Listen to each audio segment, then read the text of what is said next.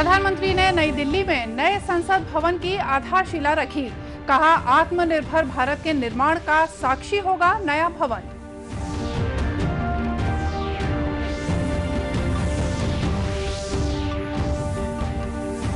केंद्रीय कृषि मंत्री ने कहा कि किसानों को भेजे गए लिखित प्रस्ताव पर केंद्र सरकार किसानों से बातचीत करने को तैयार।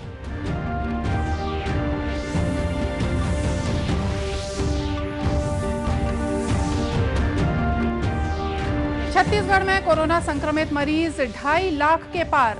देश में ठीक होने की दर 94.74% तक पहुंची।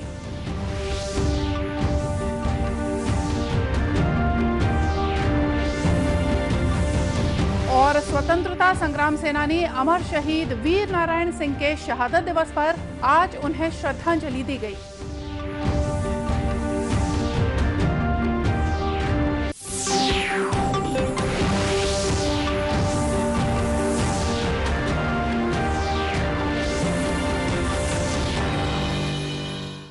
नमस्कार, आप देख रहे हैं दूरदर्शन समाचार। मैं हूं मोनिका शर्मा और आइए अब देखते हैं समाचार विस्तार से। प्रधानमंत्री नरेंद्र मोदी ने आज नई दिल्ली में संसद मार्ग पर नए संसद भवन की आधारशिला रखी। विभिन्न धर्म गुरुओं ने सर्वधर्म प्रार्थना की। इस अवसर पर श्री मोदी ने कहा कि नया संसद भवन एक ऐसा स्थान होगा जो 21वीं सदी के भारत की आकांक्षाएं पूरी करेगा। उन्होंने कहा कि ये आत्मनिर्भर भारत के निर्माण का साक्षी होगा। प्रधानमंत्री ने आधारशिला रखे जाने के अवसर को भारत के लोकतांत्रिक इतिहास में मील का पत्थर बताया। उन्होंने कहा कि नया संसद भवन सांसदों की कुशलता बढ़ाएगा क्योंकि ये आधुनिक सुविधाओं से लैस होगा। श्री मोदी ने कहा कि भारत का लोकतंत्र शताब्दियों के अनुभव से विकसित हुआ है।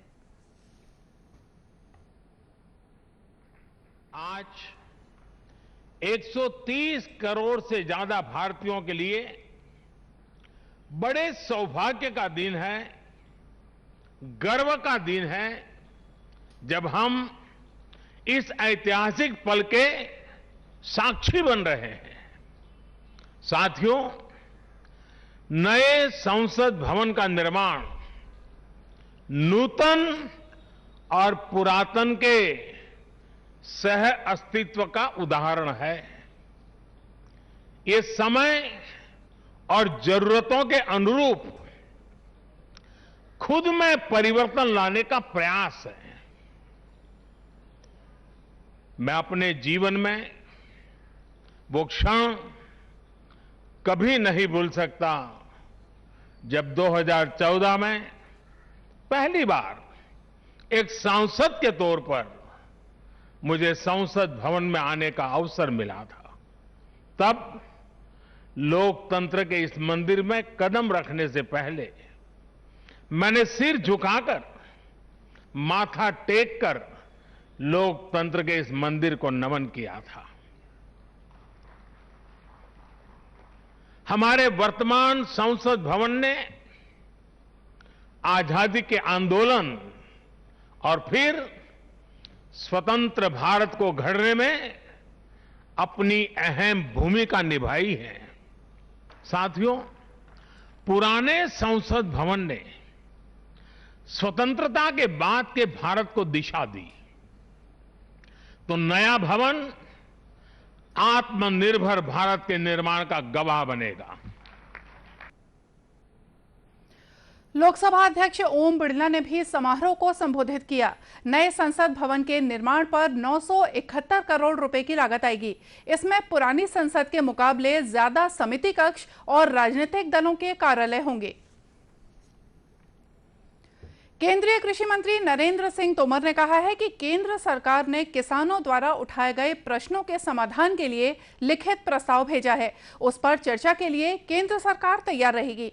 श्री तोमर ने किसान आंदोलन को देखते हुए आज पत्रकार वार्ता ली और एमएसपी को लेकर केंद्र सरकार के रुख को स्पष्ट किया। उन्होंने कहा कि केंद्र सरकार की पहले भी ये कोशिश रही है कि खेती किसानी आगे बढ़े।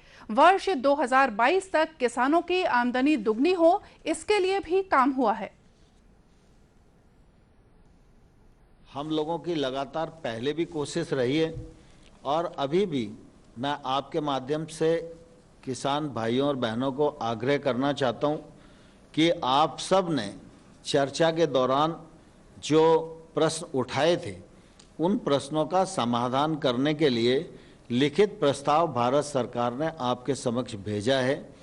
आप उन प्रस्ताव पर विचार करें और आपकी तरफ से जब भी चर्चा की स्थिति के लिए कहा जाएगा, भारत सरकार एकदम चर्चा के लिए तैयार रहेगी। केंद्रीय कृषि मंत्री ने कहा कि नए कानून के माध्यम से किसान महंगी फसलों के प्रति आकर्षित होंगे, साथ ही टेक्नोलॉजी का उपयोग कर सकेंगे और निजी निवेश भी पहुंच सकते हैं। इसके अलावा किसानों को उनकी उपज का वाजिब दाम भी मिल सकेगा।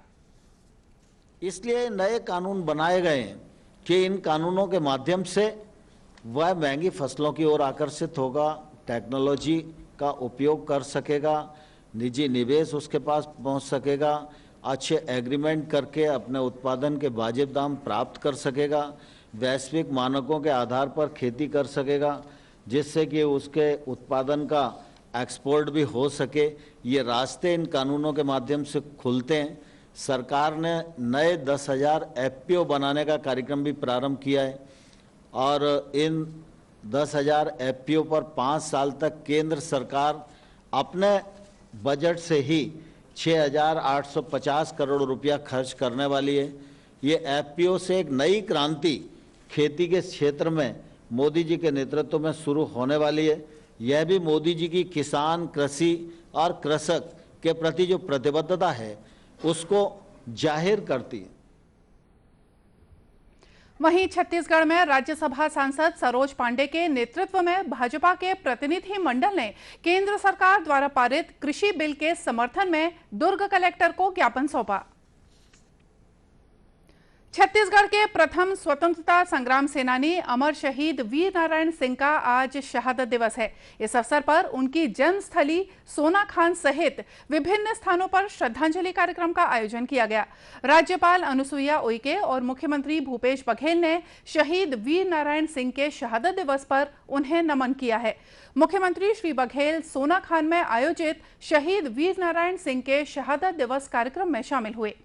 इस अवसर पर श्री बघेल ने कहा कि भारतीय स्वतंत्रता आंदोलन के गौरवशाली इतिहास में छत्तीसगढ़ के वीर सपूत शहीद वीर नारायण सिंह के बलिदान को हमेशा याद किया जाएगा।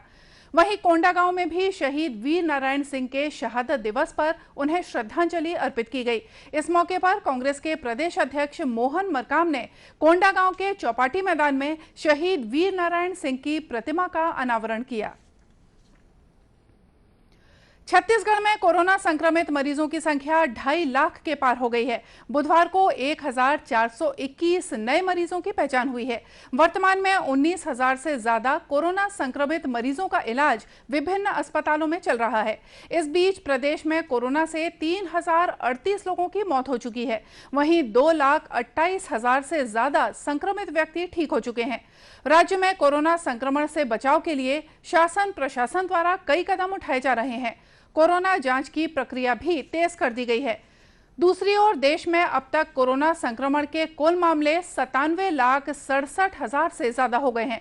इनमें से 92,53,000 से ज्यादा संक्रमित व्यक्ति ठीक हो चुके हैं। पिछले 24 घंटों के दौरान 47,725 लोग ठीक हुए हैं। देश में ठीक होने की दर 94.74% हो गई है। केंद्रीय स्वास्थ्य मंत्रालय के मुताबिक अब तक देश में 1,41,000 से ज्यादा लोग कोरोना का शिकार हो चुके हैं। वर्तमान में कोरोना संक्रमित सक्रिय मरीजों की संख्या 3,72,000 से ज्यादा है। खबरों का सिलसिला आगे भी जारी रखेंगे, लेकिन फिलहाल लेते हैं एक छोटा सा ब्रेक।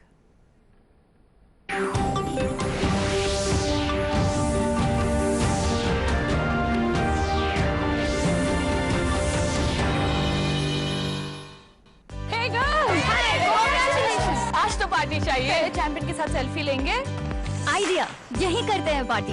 Pizza party. ये चल अपना कार्ड और पिन दे। मेरे कार्ड की डिटेल्स मैं खुद ही डालूंगी। आरबीआई कहता है अपना पिन, ओटीपी, सीवीवी या इंटरनेट बैंकिंग पासवर्ड किसी के साथ शेयर ना करें। ऑनलाइन बैंकिंग सिर्फ अपने कंप्यूटर, मोबाइल और सिक्योर नेटवर्क से करें।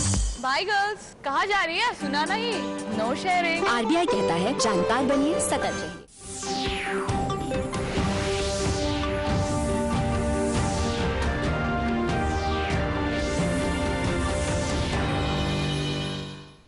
ब्रेक के बाद एक बार फिर से स्वागत है आप सभी का दूरदर्शन समाचार में। और खबरों में आगे बढ़ते हैं। खेतों में फसल कटाई के बाद बचे अवशेषों को जलाने से होने वाले प्रदूषण को रोकने और पर्यावरण संरक्षण के लिए कई तरह के प्रयास किए जा रहे हैं। इसी कड़ी में कृषि अभियांत्रिकी विभाग द्वारा धान की कटाई के बाद बचे हुए पैरा को इकट्ठा करने के लिए बेलर मशीन तैयार की गई है। खेत में पैरा इकट्ठा करने के लिए बेलर मशीन का निःशुल्क प्रदर्शन भी किया जा रहा है। कांकेर जिले में बेलर मशीन के प्रदर्शन द्वारा अब तक लगभग 2500 नग पैरा बेल तैयार किए गए हैं। अभियांत्रिकी सहायक कल्पना उइके ने बताया कि खेतों में बेलर मशीन द्वारा इकट्ठा किए गए पैरा बेल को गौठानों में पशुओं के चारे के रूप में उपयोग के लिए दिया जा रहा है। हार्वेस्टर चलाने के बाद जो धान कटाई होता है उसमें जो पैरा बचता है उसको क्या किसान जला देते हैं खेतों में, तो इसको बचाने के लिए बेलर मशीन से उसका क्या पैरा का बंडल बनता है। यह कृषि अभियांत्रिकी विभाग में निःशुल्क किसानों के यहाँ चलाया जाता है और पैरा को गौठानों में दान करना पड़ता है। इसमें 1 एकड़ में 1 घंटे में 20 से 25 बेल तक बनते हैं। पैरा ज़्यादा है तो 35 तक बनेंगे, नहीं तो 1 एकड़ में 25 बेल तक बनते हैं इसमें। गौरतलब है कि धान की कटाई के बाद पराली खेतों में बच जाती थी, जिसे किसान जला देते थे, जिससे पर्यावरण को काफी नुकसान होता था। इस समस्या से निपटने के लिए कृषि अभियांत्रिकी विभाग द्वारा बेलर मशीन का प्रदर्शन खेतों में किया जा रहा है। प्रधानमंत्री फसल बीमा योजना किसानों के लिए एक वरदान साबित हो रही है। इसके तहत अब उद्यानिकी फसलों के लिए भी पुनर्गठित मौसम आधारित प्रधानमंत्री फसल बीमा योजना लागू हो गई है। मौसम आधारित उद्यानिकी फसलों में प्याज, टमाटर, आलू, पत्ता गोभी, बैंगन और फूल गोभी को भी शामिल किया गया है। योजना के तहत किसान आगामी 15 दिसंबर तक अपनी उद्यानिकी फसलों का बीमा करा सकते हैं। राजनांदगांव जिले में भी किसानों द्वारा उद्यानिकी फसलों का बीमा कराया जा रहा है। सहायक संचालक उद्यानिकी राजेश कुमार शर्मा ने बताया कि उद्यानिकी फसलों के लिए निर्धारित ऋणमान का 5% प्रीमियम राशि कृषक अंश के रूप में ऋणी और अऋणी दोनों प्रकार के किसानों को जमा करना होगा। प्रधानमंत्री फसल बीमा 1 दिसंबर से प्रारंभ हुआ है, जो कि 15 दिसंबर तक चलेगा। इसमें राजनांदगांव जिले की जो 6 फसलें हैं उनको इसमें रखा गया है, जिसमें फूल गोभी, पत्ता गोभी, बैगन, टमाटर और प्याज।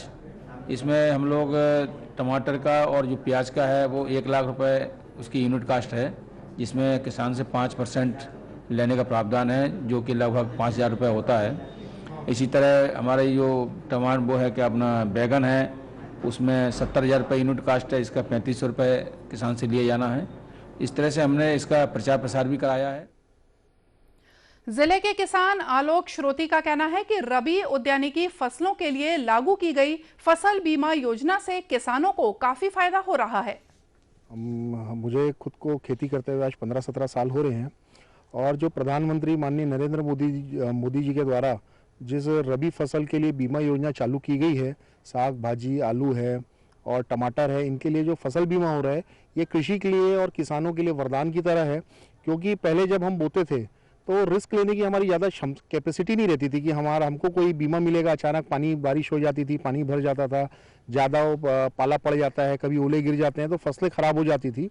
तो हम अगर 10 एकड़ बोना है तो हम उसको 2 एकड़ 3 एकड़ ही फसल बोते थे। लेकिन अब चूंकि हमको फसल बीमा की एक बैकअप मिल गया है, जिससे हमको कहीं कोई नुकसान होता है तो उसकी भरपाई फसल बीमा के माध्यम से हो सकती है। तो आज हम 10 एकड़ हमारी ज़मीन है तो हम पूरे 10 एकड़ में रबी फसल बो रहे हैं, क्योंकि हमारे पास एक रिस्क सहने की क्षमता माननीय नरेंद्र मोदी जी के द्वारा किसानों को प्रदान की गई है। और इस फसल बीमा से जो रबी फसल का जो रकबा होता है उसमें गुणात्मक वृद्धि होगी और किसानों की आमदनी में भी गुणात्मक वृद्धि होगी। इसी तरह किसान जागृति साहू ने बताया कि बेमौसम बारिश और कीट व्याधियों के प्रकोप से फसल को नुकसान होता था, लेकिन प्रधानमंत्री फसल बीमा योजना से नुकसान की भरपाई हो रही है। फसल बीमा से बहुत फायदा है। पहले बारिश होती थी तो बहुत नुकसान होता था, तो उसकी भरपाई नहीं कर पाते थे जो कृषि जो है। लेकिन अभी जो सरकार बोले हैं कि जो अभी सब्जी की जो फसल है उसमें अगर भरताना करेंगे फसल जो बीमा का, उसमें बहुत फ़ायदा होगा। जो फसल बर्बादी होगा सब्जी का, वो फसल बीमा की वजह से उसका भरताना भी मिल जाएगा, तो बहुत फायदा होगा। उल्लेखनीय है कि प्रधानमंत्री फसल बीमा योजना के अंतर्गत किसान फसल लगाने का प्रमाण पत्र, नक्शा खसरा, आधार कार्ड और बैंक पासबुक की कॉपी जमा कर फसल का बीमा करा सकते हैं।